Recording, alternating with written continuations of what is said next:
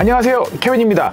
자, 이번 영상 유럽에서 신혼여행지로 적합한 곳 추천해 드리려고 합니다. 사실 신혼여행 하면요, 좀 휴양지 위주로 가는 경우가 많이 있죠. 성격 자체가 리프레시 아니면 좀 쉰다는 개념들이 있다 보니까 관광을 많이 하는 장소보다는 약간 쉬는 개념의 휴양지를 많이 선호하시는데요. 그래도 유럽 역사적인 관광 도시이긴 하지만 많은 분들이 신혼여행 선호도 리스트에 상위권에 많이들 올려놓고도 있어요. 그래서 유럽 N번차 방문자인 제가 경험한 나라 중에서 신혼여행지로 적합한 곳, 그리고 동선 이런 것들을 한번 제가 이번 영상 준비해 봤거든요. 만약 신혼여행을 유럽으로 준비하고 계시는데 동선상 아니면 장소, 나라 뭐 이런 것들 좀 고민이 되신 분들이 있다 그러면 이번 영상 한번 끝까지 지켜봐 주세요. 네, 저는 2004년, 2006년, 2014년, 2018년, 2019년, 2022년 자, 이렇게 N번차 유럽을 방문을 했고요. 동선과 여행 순위에 대한 부분들은 지극히 제 개인적인 의견이니 참고만 해주시면 될 것 같습니다. 여기에 대해서 만약 누군가 반박을 하신다면 여러분이 맞습니다. 여행은 어딜 가냐보다는 누구랑 함께 가냐가 더 중요한 거거든요. 여행 기간별로 추천하는 나라를 선택해 봤는데요. 먼저 첫 번째, 일주일인 경우 7일인 경우입니다. 자, 이런 경우 여행 기간이 짧기 때문에 여러 나라를 방문하는 것보다는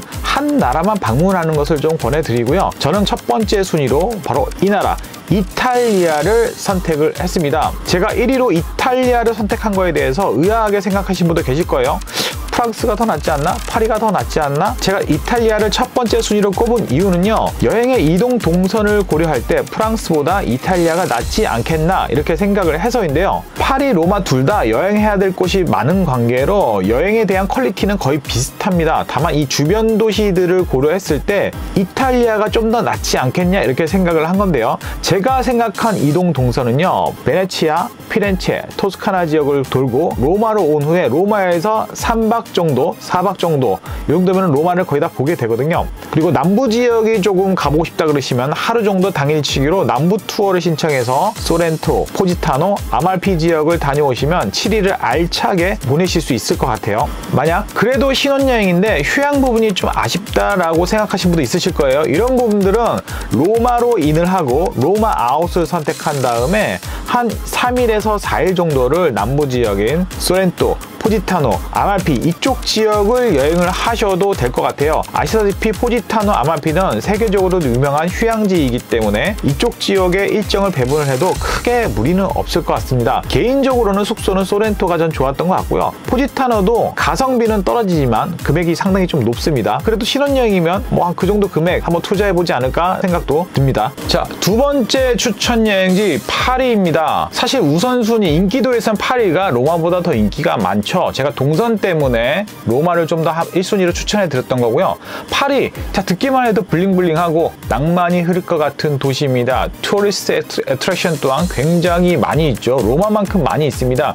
일주일을 다 파리에 보내신다고 하더라도요, 관광 명소를 다 못 들릴 가능성도 높습니다. 또한 파리 근교, 몽쉘미셸 이쪽으로 투어를 가신 분도 굉장히 많은데요. 이쪽을 다녀오셔도 굉장히 여행에 대한 만족도가 높아지고요. 만약 휴양 부분이 조금 아쉽다고 하면은 프랑스 남부의 유명 휴양지인 니스, 모나코, 깐느 이쪽 지역을 다녀오시면은 또 휴양 부분도 만족을 하실 수가 있습니다. 거리가 조금 있어요. 그래서 이 부분 때문에 조금 불편하실 수는 있지만 그래도 휴양 또한 원하시면은 챙길 수 있다는 거. 세 번째, 스위스입니다. 유럽의 자연 휴양지로서 스위스만한 곳이 없죠. 알프스를 배경으로 가지고 있는 스위스. 근데 이곳 개인적으로 활동적인 성향을 가진 여행자분들은 이쪽을 제가 권하지는 않습니다. 가만히 쉬려고 가신 분들은 스위스가 사실 최고긴 해요. 스위스의 또 다른 별명이 뭔지 아세요? 바로 천국의 감옥입니다. 이 천국 같은 곳에서 6시 땡 하고 되면 할 게 없어요. 술도 못 사요. 술도 6시 이후에는 모든 가게가 문을 닫기 때문에 사지를 못하고요. 그러다 보니까 밤 되면 정말 깜깜한 자연밖에 없습니다. 낮에 활동해야 되고 밤에는 그냥 가만히 있어야 되는 점, 이런 점들이 조금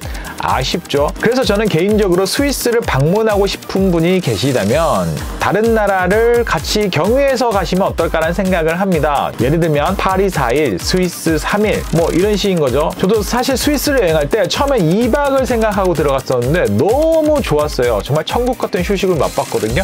그래서 3박 하자, 4박 하자 이렇게 날짜가 점점 연장이 됐는데 3박까지가 제 입장에는 피크였던 것 같아요. 4박이 되는 순간 쭉 내려오면서 내가 여기서 뭐 하고 있는 거지?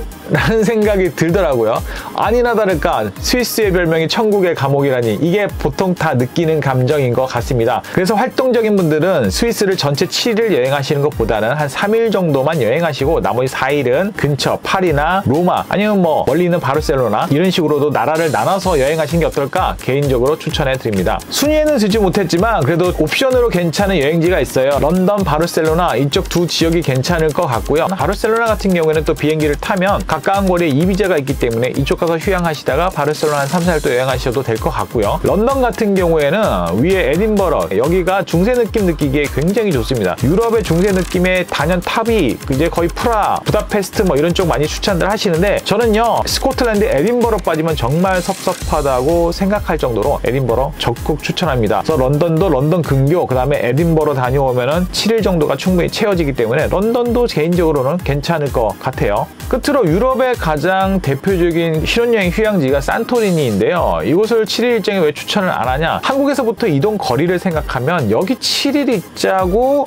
오롯이 산토리니만 하기에는 뭔가 좀 아쉬움이 있습니다. 그러자고 나라를 나누자니 예를 들면 스위스처럼 어디 런던 4일, 산토리니 4일 이렇게 나누자니 뭔가 동선상으로 좀 힘든 부분이 있어요. 이유는 산토리니가 직항편이 없기 때문에 왔다 갔다를 반복해야 되면 여기서 하루나 이틀이 날아가게 됩니다. 그러면 안 그래도 7일 일정인 건데 뭐 가서 정말 찍고 오는 경우도 생길 수가 있거든요. 개인적으로는 산토리니는 7일 일정에서는 권하지 않습니다. 7일 일정으로 신혼여행을 유럽으로 갔을 때 했던 거 제가 3곳 추천해 드렸고요. 이어서 영상 바로 여행기간이 15일일 때 그리고 20일 이상일 때 신혼여행지로 가면 좋을 곳들을 제가 추천해 드리도록 하겠습니다.